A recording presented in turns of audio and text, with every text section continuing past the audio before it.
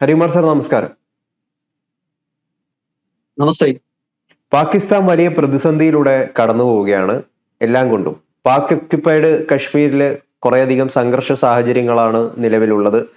പോലീസിന്റെ വെടിയുതിർപ്പിൽ കുറേയധികം ആളുകൾ മരണപ്പെടുന്ന സാഹചര്യമുണ്ട്. ഇന്ത്യ പാക് ഒക്യുപ്പൈഡ് കശ്മീർ തിരിച്ചു പിടിക്കുമെന്നുള്ള റിപ്പോർട്ടുകളൊക്കെ വരുന്നുണ്ട്. പക്ഷേ ഇതിനെക്കാട്ടിയും ഗുരുതരമായിട്ടുള്ള കുറേയധികം പ്രശ്നങ്ങൾ എന്ന് പറയുന്നത് വിവാദ പ്രദേശങ്ങളായിട്ടുള്ള ബലൂചിസ്ഥാൻ, ഖൈബർ പങ്ക്തൂൺ, പാക് ഒക്യുപ്പൈഡ് കശ്മീർ, ഇവിടങ്ങളിൽ ആകാശങ്ങളിലൂടെ പറക്കുന്ന പാകിസ്ഥാൻ വിമാനങ്ങൾ, ഹെലികോപ്റ്ററുകളൊക്കെ തകർന്നു വീഴുന്നു എന്നുള്ള റിപ്പോർട്ടുകളാണ് പുറത്തു വരുന്നത്. എന്താണ് ഇതിന് പിന്നിലുള്ള കാരണം? എന്തെങ്കിലും തരത്തിലുള്ള അട്ടിമറിയാണോ ഇത്? അമേരിക്ക യാതൊരു വിധത്തിലും പാകിസ്ഥാനെ സഹായിക്കാൻ വരുന്നുമില്ല. അപ്പൊ നമ്മൾ ആരാണ് പാകിസ്ഥാന്റെ ഇത്തരത്തിലുള്ള വിമാനങ്ങൾ തകർക്കുന്നതിന് പിന്നിലുള്ള ശക്തി? ഈ വിമാനങ്ങൾ തകർക്കുന്ന ഈ വിഷയം ഇപ്പോ ഗൗതം എന്നോട് ചോദിക്കുമ്പോൾ ഈ ഡിപ്ലോമാറ്റിക് സർക്കിൾസില് ഇതിനെക്കുറിച്ച് ഒരു തമാശയുണ്ട്. അതായത് പാകിസ്ഥാൻ ഇപ്പോ പറയുന്നു പാകിസ്ഥാന്റെ ഒരു വിമാനം ഇന്ത്യയുടെ ചാര ഏജൻസിയായ റോ തകർത്തു എന്ന് പറഞ്ഞാൽ അതിനർത്ഥം അതിന്റെ യന്ത്ര തകരാറ് കൊണ്ട് അത് താഴെ വീഴുക അല്ലെങ്കിൽ തദ്ദേശീയമായിട്ടുള്ള ഏതെങ്കിലും അട്ടിമറിയോ ആണെന്നാണ് അതിന്റെ അർത്ഥം. നേരെ മറിച്ച് പാകിസ്ഥാൻ പറയുകയാണ് ഇത് പിന്നെ യന്ത്ര തകരാറ് കൊണ്ട് പിന്നെ ആണ് ഇത് തകർന്നത്, സ്വാഭാവികമായിട്ടുമാണ് ഇത് തകർന്നത് എന്ന് പറഞ്ഞാൽ അത് റോ ആയിരിക്കും. അതായത് ആദ്യത്തേതില് പാകിസ്ഥാൻ പറയുന്നു ഇത് റോ തകർത്തതാണ് എന്ന് പറയുകയാണെങ്കിൽ അത് യന്ത്ര തകരാറായിരിക്കും അല്ലെങ്കിൽ തദ്ദേശീയ ഗ്രൂപ്പ് ആയിരിക്കും.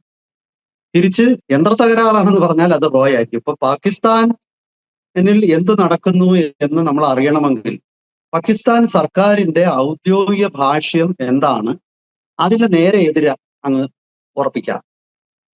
അതാണ് പാകിസ്ഥാനെ സംബന്ധിച്ച് ലോകത്തിലെ ഈ നയതന്ത്ര മേഖലയിലുള്ള ഒരു തമാശ. ഇത് വെച്ച് നമുക്ക് ഈ വിഷയം ഒന്ന് പരിശോധിക്കാം. പാകിസ്ഥാൻ പറഞ്ഞത് ഇത് യന്ത്ര തകരാറ് കൊണ്ടു ഇത് തകർന്നു പോയി എന്ന്. അപ്പോ ഞാനായിട്ട് പറയുന്നില്ല ആരാണ് ഇതിന്റെ പിന്നിലെന്ന്. ഇപ്പോ ഗൗതം ചോദിച്ചതുപോലെ ഈ കഴിഞ്ഞ ഒരു 3-4 വർഷത്തിനിടയിൽ 10ഓളം വിമാനങ്ങളും ഹെലികോപ്റ്ററുകളും ഒക്കെയാണ് പാകിസ്ഥാനിൽ തകർന്നു വീഴുന്നത്. അതിൽ ഉന്നത മിലിറ്ററി ഉദ്യോഗസ്ഥന്മാർ പലപ്പോഴും കൊല്ലപ്പെടാറ്. ഒരു ഉദാഹരണത്തിന് പാകിസ്ഥാന്റെ 12 കോർ മിലിറ്ററി കോറിന്റെ കമാൻഡറായ ലഫ്റ്റനന്റ് ജനറൽ സർഫറസ് അലി, അദ്ദേഹം ബലൂചിസ്ഥാനിൽ കഴിഞ്ഞ ഒരു 1-2 വർഷമേ ആയിട്ടുള്ളൂ പാകിസ്ഥാന്റെ ഒരു 20ഓളം ഉന്നത മിലിറ്ററി ഓഫീസർമാരും അതുപോലെ പാകിസ്ഥാനിലെ പ്രധാന നയതന്ത്ര പ്രതിനിധികളും ഒക്കെ സഞ്ചരിച്ച ഒരു ഹെലികോപ്റ്റർ ബലൂചിസ്ഥാനിൽ തകർന്നു വീണിട്ട് അവർ മരിച്ചു. അത് എങ്ങനെ തകർന്നു എന്നൊന്നും അറിഞ്ഞുകൂടി. അതായത് ഈ ഹെലികോപ്റ്റർ പെട്ടെന്ന് മിസ്സിംഗ് ആവുക, മിസ്സിംഗ് ആയിട്ട് പിന്നീട് സെർച്ച് ഓപ്പറേഷൻ നടത്തുന്നു. 2 ദിവസത്തിന് ശേഷം ഹെലികോപ്റ്ററിന്റെ ചില ഭാഗങ്ങൾ കിട്ടി. മരിച്ച ആളിന്റെ തലയും കാലും ഒക്കെ അവിടെ ഇവിടെ നിന്നൊക്കെ കിട്ടി. മുഴുവൻ ശരീരവും കിട്ടി. എല്ലാ കാണാതായവരെ തിരിച്ചു കിട്ടിയിട്ടുമില്ല. ഹെലികോപ്റ്ററിന്റെ മുഴുവൻ ഭാഗം തിരിച്ചു കിട്ടിയിട്ടുമില്ല. അപ്പോ പിന്നെ അതുപോലെ തന്നെ പാകിസ്ഥാൻ മിലിറ്ററിയുടെ ഈ സ്പെഷ്യൽ ഓപ്പറേഷൻസ് ഗ്രൂപ്പിന്റെ 4 കമാൻഡർമാര് സെപ്റ്റംബർ 2022 അതും ബലൂചിസ്ഥാനിൽ വെച്ചെന്നാണ് കോസ്റ്റ് എന്ന് പറയുന്ന സ്ഥലത്ത് വെച്ച് ഒരു ഹെലികോപ്റ്റർ അപകടം ഉണ്ടായി. അവർ കൊല്ലപ്പെട്ടു. ഈ സെപ്റ്റംബർ 2025 ഗിൽജിത് ബാൾട്ടിസ്ഥാനില് ഒരു അപകടം ഉണ്ടായി. അതിലും 6 പേര് കൊല്ലപ്പെട്ടു. ഈ കഴിഞ്ഞ ദിവസം ഉണ്ടായതിൽ 23 പേരാണ് കൊല്ലപ്പെടുന്നത്. പൈലറ്റ് ഉൾപ്പെടെ 23 പേരാണ് ആ അപകടത്തിൽ കൊല്ലപ്പെടുന്നത്. ഇത് ഇലക്ട്രോണിക്സ് യുദ്ധത്തിന്റെ ഭാഗമായിട്ടാണോ ഇതൊക്കെ സംഭവിക്കുന്നത് പാകിസ്ഥാനിൽ എന്നൊരു ഗൗരവമേറിയ ചോദ്യം. ഈ കഴിഞ്ഞ ദിവസം ഇന്ത്യ ഒരു കാര്യം പറഞ്ഞു. അതായത് ഇന്ത്യക്കെതിരെ പാകിസ്ഥാനിലും മ്യാൻമാറിൽ നിന്നും കഴിഞ്ഞ 2023 മുതൽ ഈ കഴിഞ്ഞ ആഴ്ച വരെയുള്ള കണക്കെടുക്കുമ്പോൾ 450ഓളം ഇലക്ട്രോണിക് ആക്രമണങ്ങൾ, അതായത് ജാമിങ്ങോ അതുപോലെ പിന്നെ ഉള്ള അറ്റംപ്റ്റുകൾ, ഇലക്ട്രോണിക്സ് കമ്മ്യൂണിക്കേഷൻ സംവിധാനങ്ങളെ തകർക്കാനുള്ള ശ്രമങ്ങൾ നടന്നിരുന്നു എന്നുള്ള ഗൗരവമേറിയ ഒരു ആരോപണം ഇന്ത്യ ഉന്നയിച്ചിട്ടുണ്ട്. ഇന്ത്യ അതിന് കൈയും കെട്ടി നോക്കി നിൽക്കുന്ന ഇന്ത്യ അല്ല ഇന്നുള്ളത്. അപ്പൊ സ്വാഭാവികമായിട്ടും ഇത്തരം ഒരു സ്പൂഫിങ്, ജാമിങ്, ഈ രണ്ട് തരത്തിലുള്ള ഇലക്ട്രോണിക്സ് യുദ്ധത്തിനെയും ഇന്ത്യ വലിയ ശക്തമായിട്ട് പ്രതിരോധിക്കുന്നുണ്ട്. ഇപ്പോ ഏറ്റവും ഒടുവിൽ ഇന്ത്യ 20 ആന്റി സ്പൂഫിംഗ് ഉപകരണങ്ങൾ ഇന്ത്യയുടെ ഒരു സ്വകാര്യ കമ്പനി തന്നെ നിർമ്മിക്കുന്നുണ്ട്. അവരുടെ കയ്യിൽ നിന്ന് വാങ്ങിക്കുകയാണ്. പണ്ടത്തെ പോലല്ല. ഈ പണ്ട് ജാമിങ് എന്ന് പറയുന്നത് നമ്മുടെ എതിരാളി നമ്മളെ ആക്രമിക്കുമ്പോൾ അവന്റെ ആന്റി ജാമിങ് എന്ന് പറഞ്ഞാൽ അവന്റെ സിഗ്നലുകളെ നമ്മൾ തടയുന്നു, അല്ലെ അവന്റെ സിഗ്നലുകളെക്കാൾ അവന്റെ സിഗ്നലുകളെ വെട്ടിച്ചു പോകാൻ നമ്മൾ ശ്രമിക്കുന്നു എന്നുള്ളതാണ്. ഇന്ന് അങ്ങനെ. ഇന്ന് എതിരാളിയുടെ സിഗ്നൽ പിടിച്ചെടുത്തിട്ട് അത് മോഡിഫൈ ചെയ്ത് അത് തിരിച്ചയക്കും. അപ്പൊ എതിരാളിക്ക് തെറ്റിദ്ധാരണ ഉണ്ടാക്കും. ആ സിഗ്നലിൽ ചിലപ്പോൾ എതിരാളിയുടെ എയർ സ്പേസിലൂടെ പോകുന്ന ഒരു വിമാനത്തിനെ തന്നെ ആയിരിക്കും അഫക്ട് ചെയ്യുന്നത്.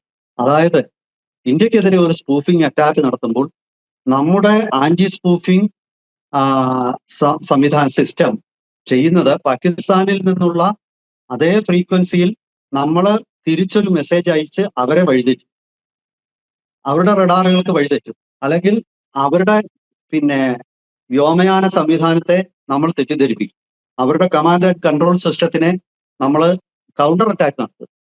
അത് പഴയതുപോലെ അവരെ ബ്ലോക്ക് ചെയ്യുകയോ അവരെ ജാം ചെയ്യുകയോ അല്ല, തെറ്റായ സിഗ്നൽ കൊടുത്ത് അവരെ വഴിതെറ്റിക്കുന്ന അത്യന്താധുനിക സംവിധാനം ആണ് ഇപ്പോൾ ഇന്ത്യ പ്രതിരോധിക്കുന്നത്. അപ്പൊ അമേരിക്കയെ സംബന്ധിച്ചിടത്തോളം അമേരിക്ക തൽക്കാലം ഇതിൽ ഇടപെടാൻ തയ്യാറാണ്. MI-17 എന്ന ഹെലികോപ്റ്ററാണ് കൂടുതലും ഈ അപകടത്തിലെല്ലാം പെടുന്നത്. ഇത് പാകിസ്ഥാന്റെ MI-17 ഹെലികോപ്റ്ററുകൾ അപകടത്തിൽപ്പെടുമ്പോൾ ഞാൻ ഒന്നുകിൽ ആദ്യം പറഞ്ഞ ആരോ ഇവർക്കെതിരെ നടത്തുന്ന ജാമിങ്ങോ സ്പൂഫിങ്ങോ അറ്റാക്കുകളായിരിക്കണം. ഇനി അതല്ലെങ്കിൽ മറ്റൊരു സാധ്യത, പാകിസ്ഥാന്റെ വിമാനങ്ങളും പാകിസ്ഥാന്റെ ഹെലികോപ്റ്ററുകളും ഒക്കെ തന്നെ അവർ വാങ്ങിക്കുമെങ്കിലും അതിന് വേണ്ട രീതിയിലുള്ള ഒരു മെയിൻ്റനൻസ് അവർക്ക് നടത്താൻ പറ്റുന്നില്ല. ഉദാഹരണത്തിന് അവരുടെ സാമ്പത്തിക പ്രതിസന്ധി. ഇത് കാരണം പല ഹെലികോപ്റ്ററുകളും ഉപയോഗശൂന്യമാണ്. അങ്ങനെ ഉപയോഗശൂന്യമായ ഹെലികോപ്റ്ററുകൾ അവരുടെ കയ്യിൽ വേറെ ഓപ്ഷൻ ഇല്ല, അവർക്ക് ഈ ഹെലികോപ്റ്റർ ഉപയോഗിച്ചേ പറ്റും. ഇത് ഉപയോഗിക്കുന്നതുകൊണ്ടാവാം അപകടം ഉണ്ടാവും. അതല്ല, സ്വാഭാവികമായിട്ടും ഒരു 2-3 വർഷത്തിനുള്ളിൽ തന്ത്രപ്രധാനമായ നേതാക്കന്മാരെയോ സൈനിക ഉദ്യോഗസ്ഥരെയോ വഹിക്കുന്ന 10-ലധികം ഹെലികോപ്റ്ററുകൾ തകരുക എന്നുള്ളത് അതൊരു സ്വാഭാവിക രീതിയല്ല. ഹെലികോപ്റ്റർ അപകടങ്ങൾ എല്ലായിടത്തും ഉണ്ട്, ലോകത്തിലെ എല്ലാ രാജ്യങ്ങളും ഉണ്ട്. പക്ഷേ പാകിസ്ഥാനിൽ അതൊരു പരിധി വിട്ടിട്ടാണ് നടക്കുന്നത്. ഇനി മറ്റൊരു വിഷയം നമ്മൾ നോക്കുമ്പോൾ ഈ അപകടങ്ങളെല്ലാം തന്നെ കലാപബാധിത പ്രദേശങ്ങളിൽ വെച്ചാണ്. അതായത് ബലൂചിസ്ഥാൻ ആവാം, അതല്ലെങ്കിൽ പാകിസ്ഥാൻ ഓക്കുപൈഡ് കാശ്മീരിലാവാം, അതല്ലെങ്കിൽ ഖൈബർ പക്തൂൺവ എന്ന പഴയ നോർത്ത് വെസ്റ്റ് ഫ്രോണ്ടിയർ പ്രോവിൻസിലാവാം. എന്തുകൊണ്ടാണ് ഇവിടെ മാത്രം നടക്കുന്നത്? ഇത് സ്വാഭാവികമായിട്ട് ഹെലികോപ്റ്ററിന്റെ പ്രശ്നമാണെങ്കിൽ ഇസ്ലാമാബാദിൽ ഒരെണ്ണം തകർന്നു വീഴേണ്ടതാണല്ലോ.